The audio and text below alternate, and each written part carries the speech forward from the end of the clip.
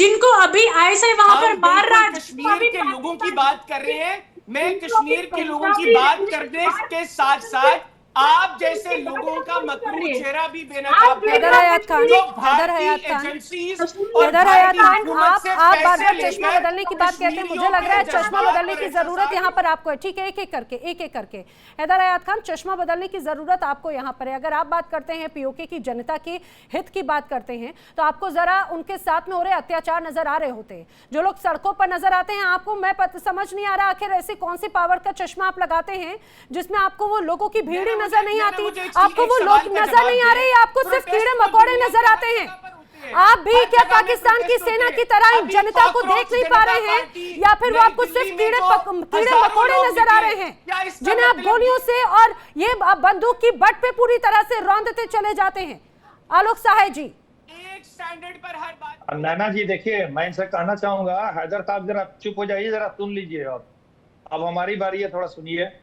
आप बोल रहे हैं कि सिर्फ 1% लोग वहां पर हंगामा कर रहे हैं, तो 1% के लोगों के लिए आपको इंटरनेट बंद करना पड़ रहा है, गोली चलानी पड़ रही है, वहां के रास्ते बंद करने पड़ रहे हैं, वहां पे हर चीज की पाबंदी लगानी पड़ रही है, आटा दाल चावल और दवाइयां की सप्लाई रोक देनी पड़ रही है 1% के लिए।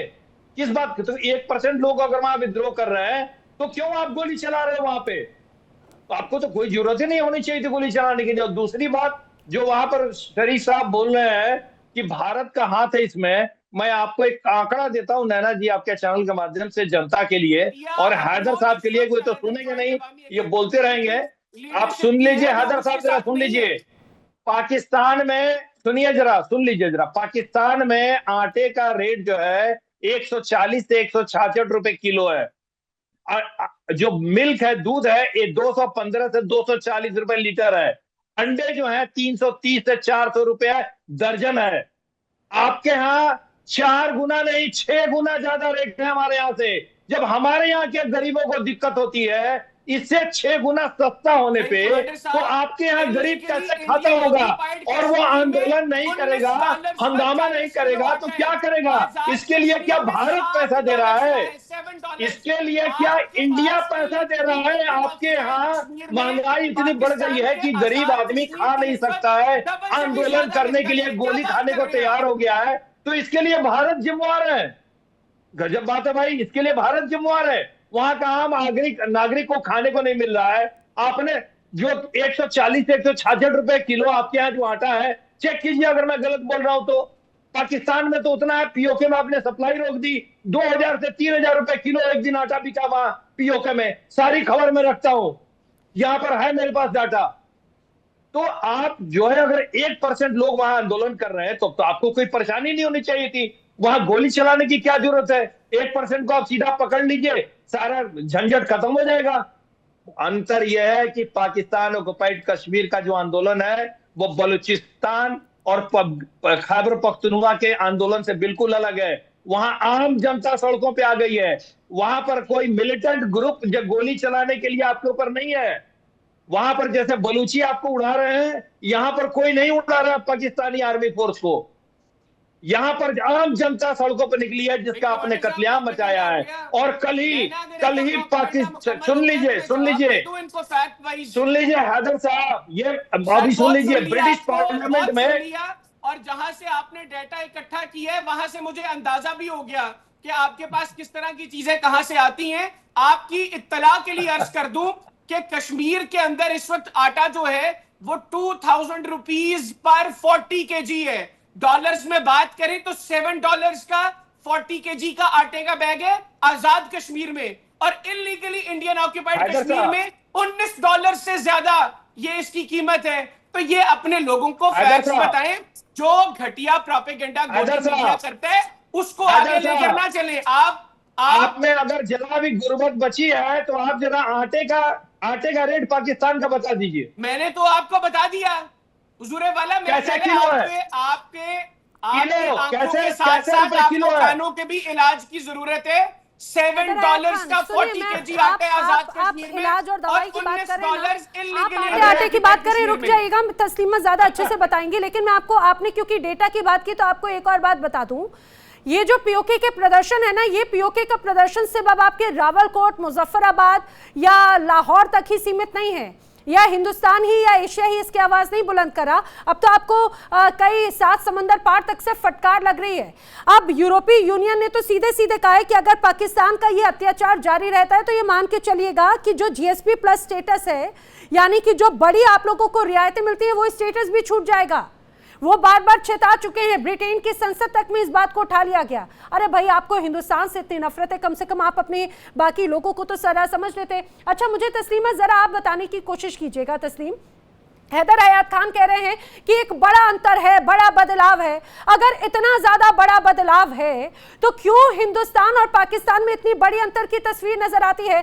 क्यों यहाँ पर हम ये कहा जाए एम्स की बात करते हैं, IIM की बात करते हैं, IIT की बात करते हैं, बड़े रोड इंफ्रास्ट्रक्चर की बात करते हैं, और वहां पे जनता दूध के लिए, आटे के लिए, तेल के लिए, अपनी मूलभूत चीजों के लिए डिमांड करी, दवाइयां तक मुहैया नहीं हो पा रही उनको।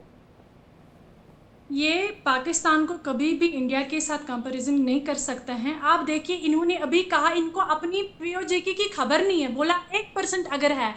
इनको मैं कहना चाहती हूँ, लंदन में ही पीओजेके की 14 लाख पब्लिक रहती है, तो उन्होंने वहां पर लाखों की तादाद में प्रोटेस्ट किया है JAC, जॉइंट अवामी एक्शन कमेटी के लिए। तो ये क्या इनको फैक्ट्स का कुछ पता ही नहीं है? इनको पता हम छुपा रहे, इंटरनेट बंद करा है ताकि एक्सपोज ना हो जाए पाकिस्तान की घिनौनी हरकतें जो वहां पर पाकिस्तान आर्मी और ISI और रेंजर्स अंजाम दे रही है। इनको ये भी पता नहीं है कि लंदन में क्या करें लोग, वहां प्रोटेस्ट नहीं हो रहा आप लोगों के खिलाफ।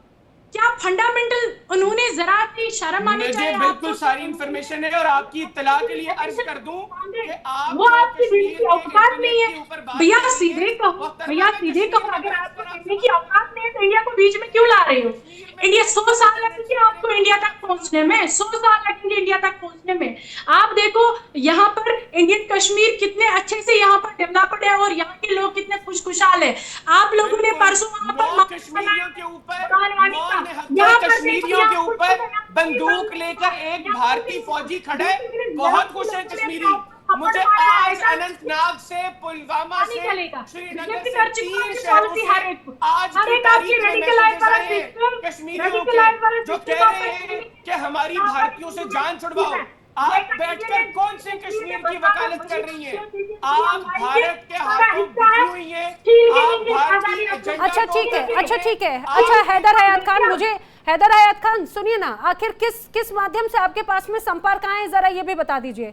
आपके पास में वही चोरी चुपके वाले, चुपके वाले जो तरीके होते हैं कनेक्शंस के, आपके पास में उसी तरह के कनेक्शन जरूर आते होंगे। तस्लीम, मुझे जल्दी से एक बात बता दीजिए, क्या हिंदुस्तान का कोई भी कश्मीरी वाकई में क्या पाकिस्तान के साथ जाना चाहता है? अगर मान लीजिए 1% भी हाइपोथेटिकल बॉर्डर खोल दिया जाए तो पीओके से कितनी आवाम आएगी, जम्मू कश्मीर से कितनी आवाम जाएगी? तसल्लियां दे रहे हैं, यही जम्मू कश्मीर से कोई भी नहीं जाना चाहता है, क्योंकि वो बखूबी पूरी वर्ल्ड में ये एक्सपोज हो चुके हैं इनके पास क्या है। जो कंगाल कंट्री, वहां कौन जाना चाहेगा? डेफिनेटली अगर बॉर्डर छोड़ा जाएगा तो पीओजे के सारा यहाँ पर आएगा, क्योंकि इन्होंने उस टाइम इलीगल ऑक्यूपाई किया है। आलोक जी, क्योंकि अब तो अल्टीमेटम दिया गया है, और जिस 1% की बात कर रहे हैं, सिर्फ 1% ने इतनी ज्यादा नाक में दम कर दिया कि एक्स्ट्रा मिलिट्री ट्रूप जो है वो तैनात किए गए हैं। जी क्या आखिरी अल्टीमेटम है? देखिए, ये नैना जी ये कह रहे हैं ना कि ये भारत का प्रोपेगेंडा है। ब्रिटिश पार्लियामेंट में 50 ब्रिटिश एमपीज का एक ग्रुप है जो ऑल पार्टी पार्लियामेंट्री ग्रुप बोलता है फॉर कश्मीर। इसके 4 एमपीज, इन्होंने कल बयान दिया है पाकिस्तानी सरकार के दमनकारी नीतियों के खिलाफ, और कड़े शब्दों में बोला है कि पाकिस्तान के खिलाफ एक्शन लिया जाना चाहिए।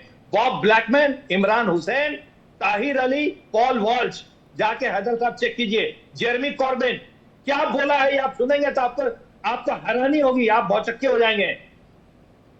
इस तरह की दमनकारियां नीति पाकिस्तान को लगाम लगाने की जरूरत है, और डेमोक्रेसी के नाम पर वहां नंगा नाच हो रही है पुलिस के द्वारा और सेना के द्वारा।